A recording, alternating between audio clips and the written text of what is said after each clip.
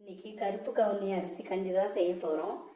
கருப்பு கவுனி அரிசி கஞ்சி செய்கிறதுக்கு கருப்பு கவுனி அரிசியை தேவையான அளவு எடுத்துக்கின்னு அதை நல்லா வாஷ் பண்ணிவிட்டு ரவை சைஸுக்கு மிக்சியில் போட்டு அரைச்சி எடுத்துக்கணும்.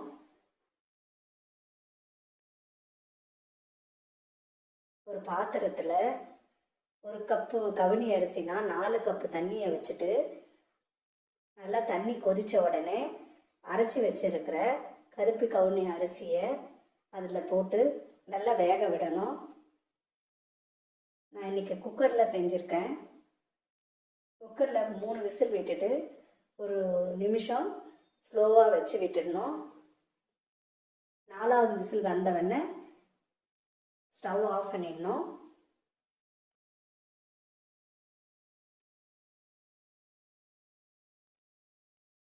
பாருங்கள், தண்ணி கொதிக்குது. இப்போ கருப்பு கவுனி அரிசியை சேர்த்துட்டோம். கருப்பு கவுனி அரிசி வேகிறதுக்கு ரொம்ப டைம் எடுக்கும். 2 மணி நேரத்துக்கு முன்னாடியும் ஊற வச்சே செய்யலாம். நான் இன்னைக்கு அப்போவே எடுத்து அரைச்சி செய்கிறதுனால குக்கரில் வேக வச்சுருக்கேன்.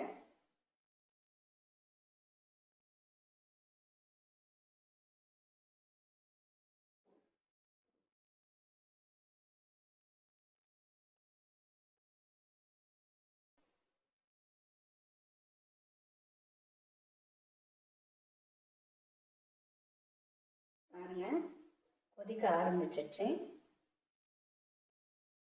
இப்போ குக்கர் மூடி போட்டு மூடி வேக வச்சிடுங்க.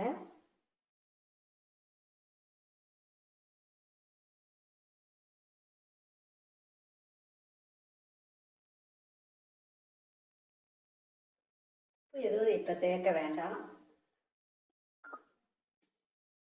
பாருங்க, நல்லா வெந்துடுச்சு.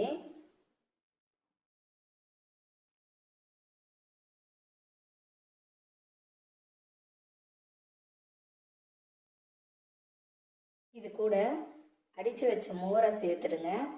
மோர் சேர்த்து நல்லா கலக்கி விடுங்க.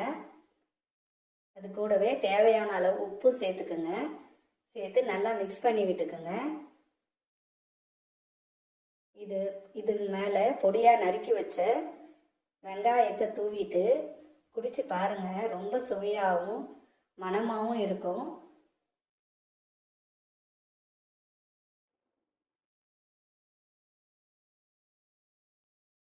நீங்கள் செஞ்சு பாருங்கள், ரொம்ப டேஸ்ட்டாக இருக்கும். இந்த வீடியோ உங்களுக்கு